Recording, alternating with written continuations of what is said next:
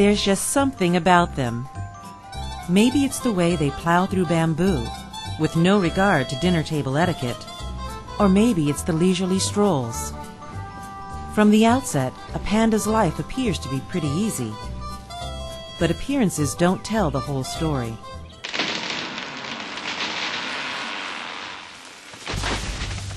Their native habitat in China continues to disappear. With about 1,000 left living in the wild, giant pandas are one of the most critically endangered species in the world.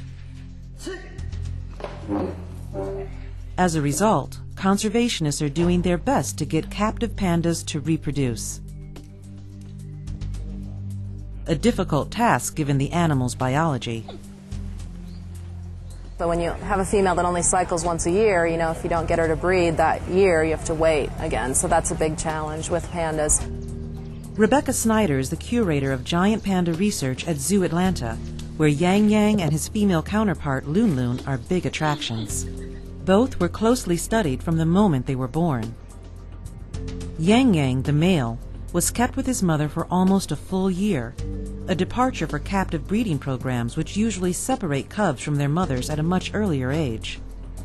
We think that removing these cubs at a very young age maybe prevents them from developing properly socially, that they're not having a chance to socialize with their mothers and learn from their mothers, and that might be one of the reasons that some of them are not successful in breeding later in life. Snyder and her colleagues recently tested that theory. The female, Lun-lun, went into estrus. Sexually mature, she was now ready to mate. But Yang Yang just wasn't getting the message. She did everything she could do, basically, like sat in his lap and everything you could expect. And he, again, was very interested in her and, did everything he could do, too. But I think it's just going to take him a little while longer to catch up to her. These pandas, who were raised together, are being forced to go their separate ways whenever romance is not in the air. The giant panda is by nature solitary, so to simulate life in the wild, scientists at Zoo Atlanta separate Yang Yang and Lun-lun once a month for 24 hours.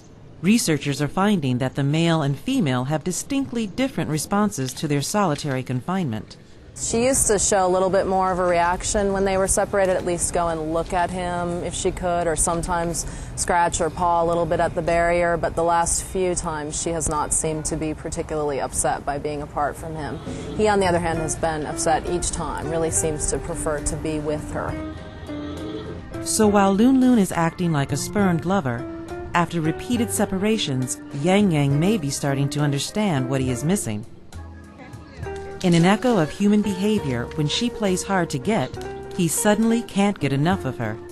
I think it's a good sign for the future. That's the way males should be generally, for them to be good breeders. Usually they should be interested in the female, wanting to interact with the female.